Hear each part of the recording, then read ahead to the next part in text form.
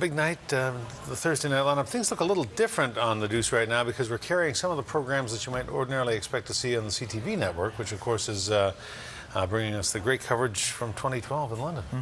So a little bit different. All right, time for a look at arts and lifestyle.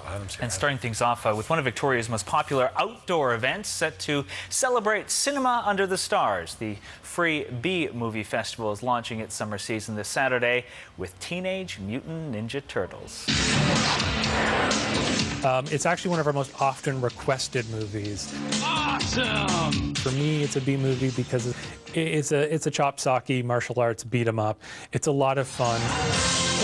Henson's Muppet workshop that built the suits that you see in there. So a lot of great craftsmanship now that has a nostalgic fondness for that time period. The Teenage Mutant Ninja Turtles are expected to attract an audience of up to 1,500 people. The movie will be screened on a giant screen at Beacon Hill Park's Cameron Bandshell.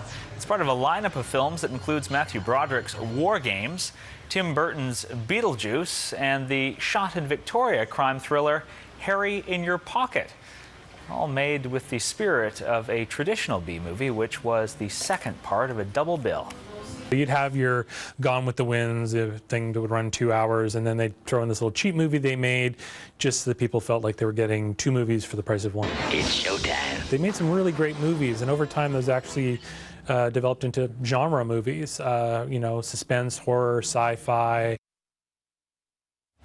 The Free B Movie Festival is produced by the Victoria Film Festival every Saturday night in August, and you can find a full schedule plus details on what to bring by visiting victoriafilmfestival.com.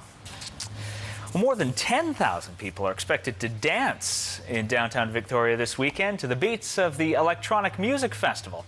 It's a showcase of international DJs and local electronic producers such as Soulfix and Chino. And that duo showed us how what they call a yug-yug sound becomes the reimagining of a Phil Collins classic.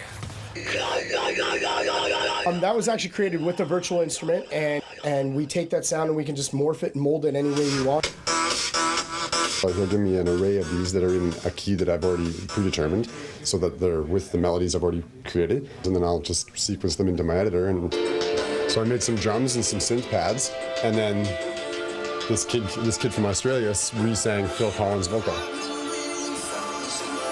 This is the infamous drop. And you'll start to notice. Well, there's the sound. Just chopped up a little bit.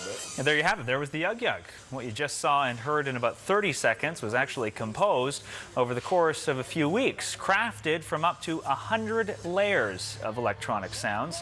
Soulfix and Chino are 2 of more than 60 musicians performing at the Victoria Electronic Music Festival. The 9th annual event will feature all ages shows in Centennial Square and late-night concerts at downtown clubs. The dance floor, though, is the real test of whether an electronic musician has crafted a good song.